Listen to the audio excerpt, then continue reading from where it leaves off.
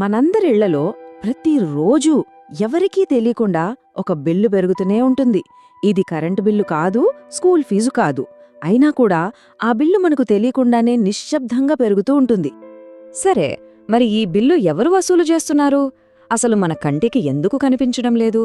రండి, ఈరోజు దీని గురించి ప్రశాంతంగా కాస్త లోతుగా ఆలోచిద్దాం. ఈ కనిపించని బిల్లు ఎక్కడ్నుంచో రావడం లేదు. ఈ కథ మన ఇళ్లలోనే మొదలవుతుంది. బహుశా ఒక మామూలు మధ్యతరగతి కుటుంబంలో. ఒక 15 ఏళ్ల అబ్బాయిని తీసుకుందాం. రోజూ 4 నుంచి 6 గంటలు ఫోన్తోనే ఉన్నాడు. అతని మనసులో ఒకటే ఆలోచన, నేను డబ్బులేమీ ఖర్చు చేయడం లేదు కదా. మనలో చాలామందిమి ఇలాగే కదా అనుకుంటాం. బహుశా మన ఆలోచనలోనే ఏదో చిన్న పొరపాటు జరుగుతోందేమో. డబ్బు ఖర్చు పెట్టట్లేదు అని మనం అనుకుంటున్నాం కదా. అక్కడే మనం ఒక ముఖ్యమైన విషయాన్ని అర్థం చేసుకోవాలి. అదేంటంటే, మన దృష్టి, మనం పెట్టే సమయం అదొక ఉత్పత్తి. దీన్నే అటెన్షన్ ఎకానమీ అంటారు. అంటే సింపుల్గా చెప్పాలంటే, కంపెనీలు మన డబ్బును నేరుగా అడగవు. దానికి బదులుగా మనం స్క్రోల్ చేసే ప్రతి సెకండ్ని, చూసే ప్రతి వీడియోని వాడుకుంటాయి. వాటిని తీసుకెళ్లి ప్రకటనదారులకు అమ్ముతాయి. అంటే ఈ లెక్కన మనం కస్టమర్లం కాదు, మన ఏకాగ్రతే వాళ్లకి అసలైన ఉత్పత్తి అన్నమాట. ఒక్కసారి ఆలోచించండి, ఇన్స్టాగ్రామ్ ఫీడ్ ఎందుకు ఎప్పటికీ అయిపోదు? యూట్యూబ్లో ఒక వీడియో తర్వాత ఇంకో వీడియో దానంతటదే ఎందుకు ప్లే అవుతుంది? ఇవేమీ అనుకోకుండా జరిగేవి కావు. మనల్ని ఫోన్కు కట్టిపడేయడానికి కసినోలలో వాడే ట్రిక్స్ ఇవన్నీ. వాళ్ల లక్ష్యం ఒక్కటే, మన సమయాన్ని వీలైనంత ఎక్కువగా దోచుకోవడం. అంటే మనం ఒకవేళ డబ్బుతో చెల్లించట్లేదు అంటే దానర్థం మనం మన దృష్టితో చెల్లిస్తున్నాం. ఇప్పటిదాకా మన దృష్టితో చెల్లించాం, కానీ ఇప్పుడు కథ మారుతోంది. కేవలం మన సమయం మాత్రమే కాదు, ఇప్పుడు నేరుగా మన డబ్బును కూడా తీసుకునే కొత్త మార్గాలు వచ్చాయి. మొదట్లో మన అటెన్షన్ ఒక్కటే వాళ్ళకి ఆదాయం. కానీ ఇప్పుడు చూడండి, యాడ్స్ లేకుండా చూడాలా? అయితే డబ్బు కట్టండి అంటున్నారు. అంటే వాళ్ళు మన ముందు 2 ఆప్షన్లు పెడుతున్నారు.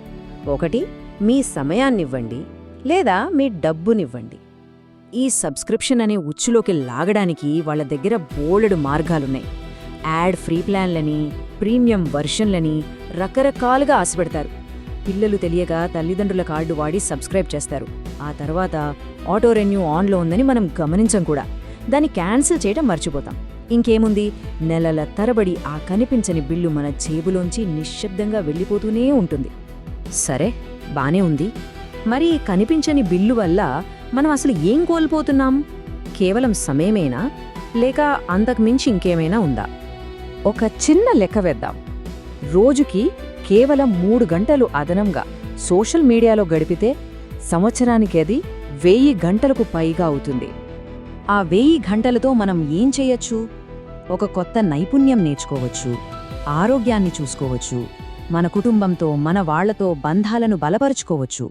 అంటే మనం కోల్పోతున్నది కేవలం గంటలు కాదు, జీవితంలో మళ్లీ తిరిగిరాని అమూల్యమైన అవకాశాలు. మరి దీనికి పరిష్కారమేంటి? ఫోన్ను విసిరిపారేయడమేనా? అస్సలు కాదు. భయపడాల్సిన పనే లేదు.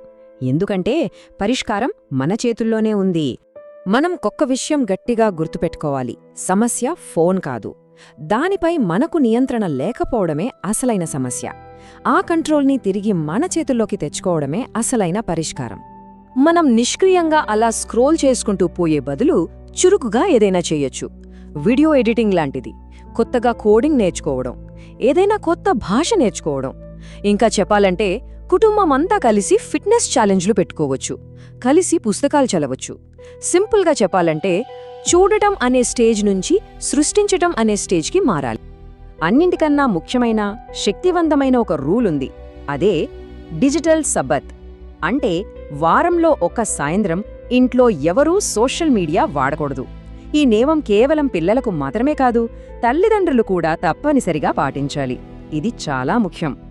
ఎందుకంటే పిల్లలు మనం చెప్పే మాటల్ని అనుసరించరు, మనం చేసే పనుల్నే, మన అలవాటుల్నే అనుసరిస్తారు. మనం మొదట్లో మాట్లాడుకున్నాం కదా, ఆ కనిపించని బిల్లు. అది మన కంటికి కనిపించకపోవచ్చు, కానీ దాని ప్రభావం మాత్రం జీవితాంతం మనతో ఉంటుంది. అయితే ఒక మంచి విషయమేంటంటే, ఆ బిల్లును కంట్రోల్ చేసే శక్తి మన చేతుల్లోనే ఉంది.